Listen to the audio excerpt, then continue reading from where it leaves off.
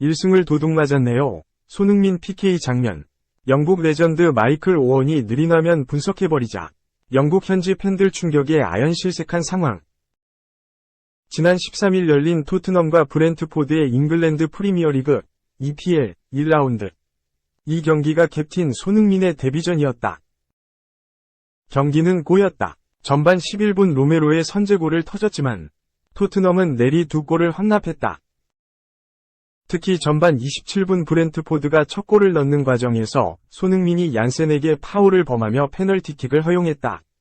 토트넘은 전반 추가 시간 에메르송의 골로 가까스로 2에서 2로 비겼다. 경기 후 손흥민을 향해 부정적인 시선이 지배했다. 팀은 승리하지 못했고 손흥민은 페널티킥을 허용했으며 풀타임을 뛰지 못한 채 교체 아웃됐다. 주장의 운명이다. 팀이 부진하면 주장이 부진한 것으로 간주된다. 현지 언론들은 손흥민이 주장으로서 제대로 역할을 해내지 못했다고 비판했다.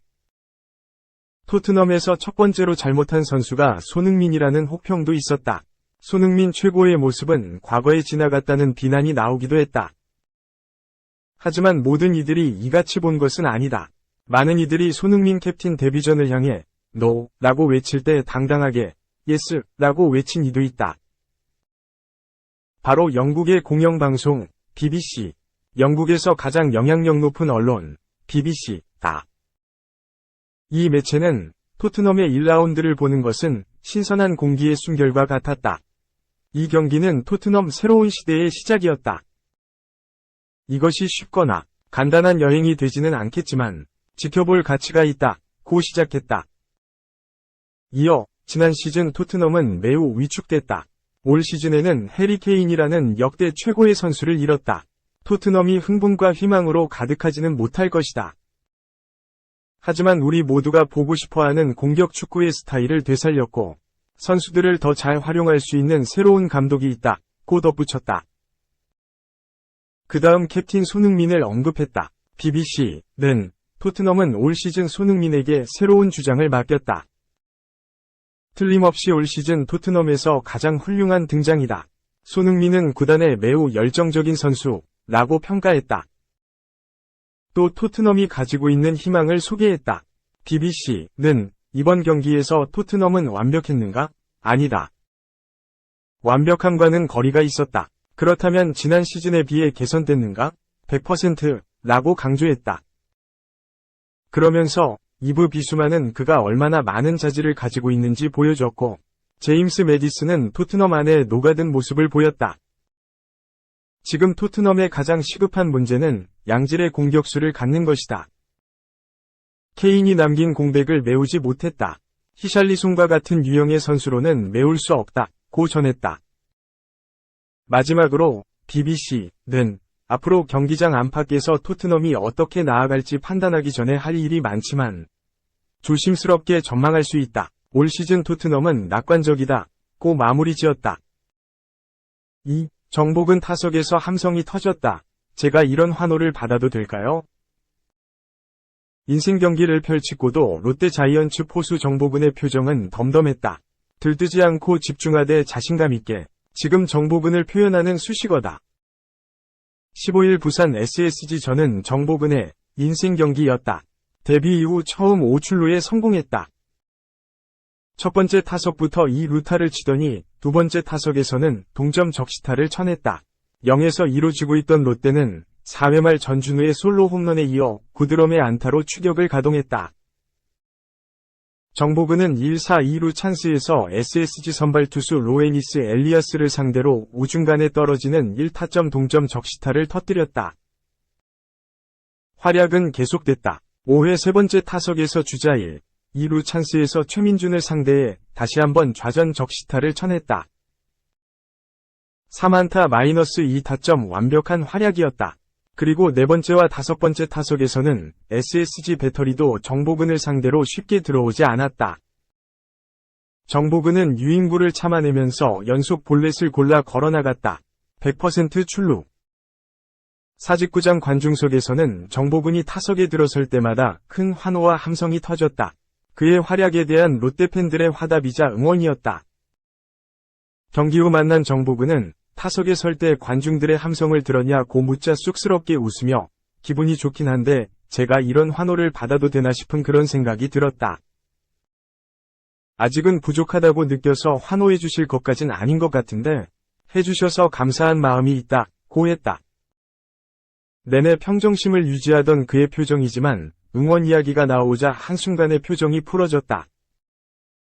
2018년에 입단했고 2019년부터 본격적인 프로 생활이 시작됐지만 아직 롯데의 안방마님 자리를 자신의 것으로 만들지는 못했다. 지난해까지는 수비에 대한 부담감과 더불어 저조한 타격이 정보근의 발목을 잡았다. 올해는 시즌을 앞두고 구단이 대여급 FA 포수 유강남을 영입하면서 1군 엔트리 경쟁이 더욱 심해졌다. 최근 신인 포수 손성빈이 핫스타로 떠오르면서 정보근은 상대적으로 스포트라이트를 더더욱 받지 못했었다. 그러나 유강남이 7월 말 부상으로 2군에 내려간 이후 정보근에게 새로운 기회가 찾아왔다. 다시 1군 경기에 뛸 수 있는 찬스가 만들어졌고 정보근의 타격, 포텐이 터지면서 그 기회를 자신의 것으로 만들어 나가고 있다. 정보근의 후반기 타율은 무려 5할 1푼 7리다. 프로 데뷔 이후 가장 좋은 타격감을 보여주고 있다. 롯데 코칭 스태프도 타구의 질이 달라졌다. 원래 타격 자질은 있었던 선수지만 최근 타석에서 자신감까지 보여주면서 확실히 다른 타구를 만들어내고 있다. 찬스 상황에서도 거침없이 스윙을 한다. 고 입을 모았다. 유강남은 최근 부상에서 회복해 퓨처스리그 경기를 뛰면서 컨디션을 점검하고 있다. 현재 1군 포수진은 정보근과 손성빈이 번갈아 맡고 있는데 유강남이 콜업되면 변화가 생길 수도 있다. 그러나 정보근이 이렇게 성과를 눈으로 보여주면 이야기가 또 달라진다. 정보근은 너무 조급해하고 결과를 내려고 하다 보면 더 쫓기고 급해진다. 계속해서 힘 빼고 여유있게 타석에 임하려고 한다. 면서 몸이 앞서면 안 된다. 매 타석 집중하고 있다. 자신감은 스스로 느끼기에도 확실히 늘어난 것 같다. 타석에서 좋은 결과가 나오다 보니 또 다음 타석에서 자신감이 생긴다. 며 신중. 또 신중했다. 지금이 좋은 기회라는 것을 누구보다 잘 알고 있지만 절대 티를 내지는 않았다. 그는 욕심내지 않으려고 한다. 이 기회를 잡으려고 너무 욕심부리지 않고 하루하루 제가 생각해온 루틴들을 지키면서 똑같이 좋은 모습을 쭉 보여드리겠다는 각오로 임하고 있다. 고 했다. 3. 질롱 코리아. 호주 리그서 퇴출. 새 시즌 준비하다 날벼락. 호주 프로야구 리그 ABL는 15일 질롱 코리아는 2023-2024 시즌에 참가하지 않을 것이라고 전했다. 글렌 윌리엄스 ABL 최고 경영자는 홈페이지를 통해 질롱 코리아가 호주 리그를 떠나는 것은 슬프지만 모든 당사자와 심도 있는 협의 끝에 이같이 결정했다. 라며 ABL과 다른 팀들, 기업 파트너, 팬들을 위해 내린 결정이라고 밝혔다. 질롱 코리아는 2023에서 2024 시즌 참가를 위해 KBO 리그 각 구단과 협의 중이었다. 50여 명의 차출 선수 후보를 선발했고 각 구단과 지원 규모 등도 논의했다. 그러나 최근 뉴질랜드를 기반으로 하는 오클랜드 투아타라 구단이 ABL 불참을 선언하면서 문제가 생기기 시작했다. 기존 8개 짝수 구단 체제에서 7개 홀수 구단 체제로 변한 ABL은 리그 운영 방식을 고민하다 질롱 코리아를 빼고 호주 내 6개 팀이 경쟁하는 구조로 리그를 운영하기로 했다. ABL 사무국은 질롱 코리아의 기존 팀과 합병을 제안하기도 했으나 질롱 코리아는 이를 거절한 것으로 알려졌다. 질롱 코리아 담당자는 16일 통화에서 최근까지 2023에서 2024 시즌 준비를 하고 있던 터라 매우 아쉽다. 라며 한국 유망주들이 성장할 기회를 계속 만들기 위해 계속 노력하겠다. 고 전했다. 질롱 코리아는 2018년 한국 야구 유망주들의 발전을 돕는다는 취지로 창단했다. KBO 리그 유망주를 주축으로 팀을 구성해 매년 겨울에 열리는 ABL에 참가했다. KBO 리그 일정을 마친 유망주와 미국 프로야구 마이너리그 소속 한국 선수들, 일부 아마추어 선수들은 ABL에서 크게 성장하기도 했다.